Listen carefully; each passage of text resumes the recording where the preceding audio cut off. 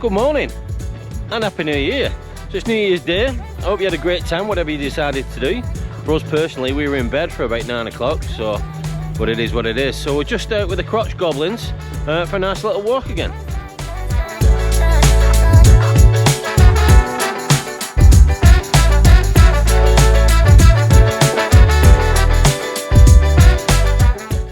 So we're in our little workshop today.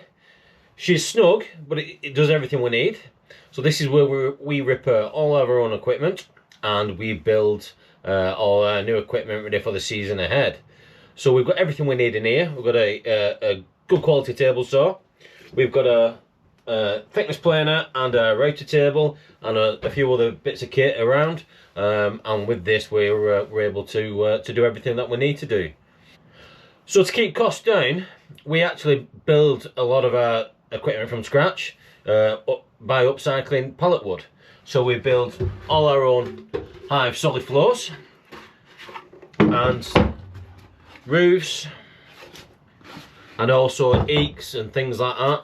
Anything that's worthwhile us doing, we will build to be cost efficient. Really, the price of equipment is rocketing year on year, and just to keep costs down, we try and do what we can do.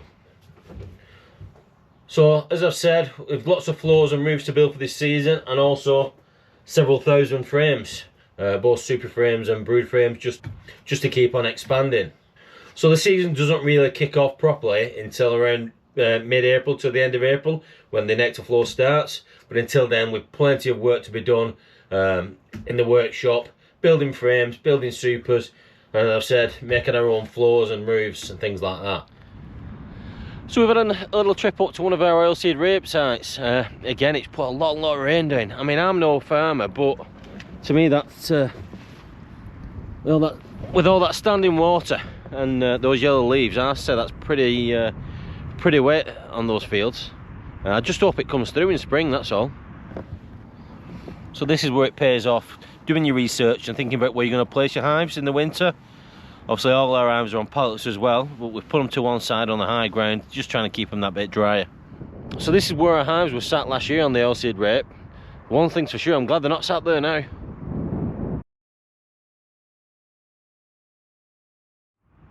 So just checking around the hives. Again, I know I've said it a few times, it's winter, there's not a lot going on with the bees, but look at the activity in this. So what these girls are doing, they're cleansing flights. So in other words, they're getting themselves out for a quick little poo.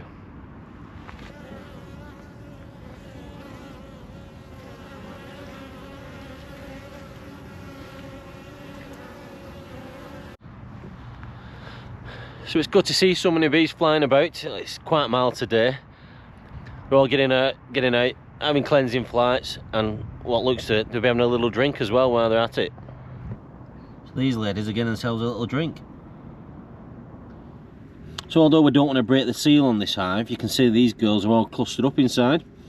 So ultimately what you can see there is all the worker bees all clustered together to keep warm, and somewhere in there will be the queen bee being tended to by the workers. So they will be feeding her, giving her a drink, and obviously just clustered together, trying to maintain the warmth in the hive.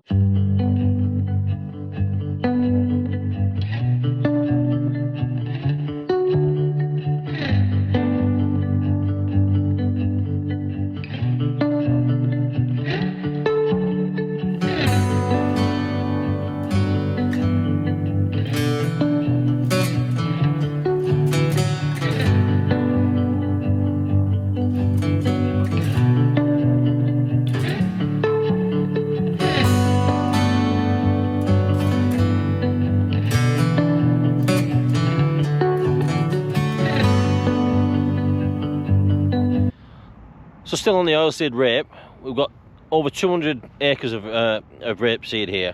On my right here is our main crop, and on just behind us is a late sown crop.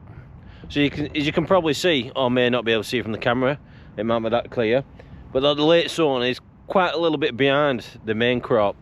So from our point of view, hopefully it will give us a good 2 months of nectar flow. That's looking pretty dangerous. A few years ago it actually flooded around here. I'll try and put a little picture. They actually called the army in and flew in ton bags of stone with the Chinooks to hold the banks up.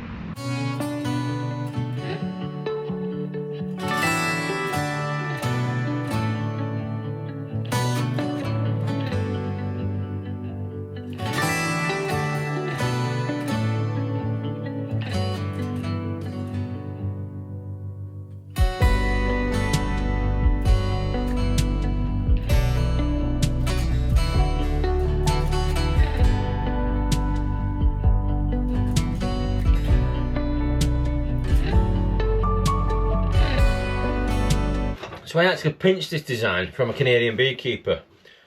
So it's just a little jig for building our frames, just to make life a little bit easier.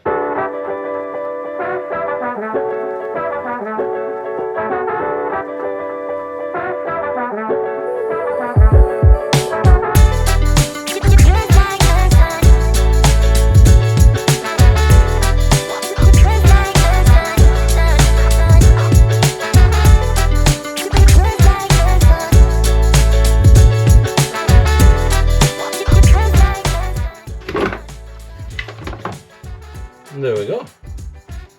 So we're just in the honey house again, sorting out a few orders that have come in, and we're just about to jar a new batch of sunflower honey, and we've also got a batch of the blossom honey in the warmer. So when I say warm it, we only warm it to around 33-34 degrees, which is hive temperature. We don't take it above that. All natural honey will set at a different rate. So obviously when we're storing it over the season, it starts to set in the tubs. So all we have to do is warm it up in the honey warmer, get it back to liquid, and then we can get it jarred. So like I said, we've got the blossom honey in the warmer as we speak, and from the blossom honey is what we also use for chili honey, which is absolutely fantastic on meats, cheeses, put it with roast vegetables, anything you like. It's amazing.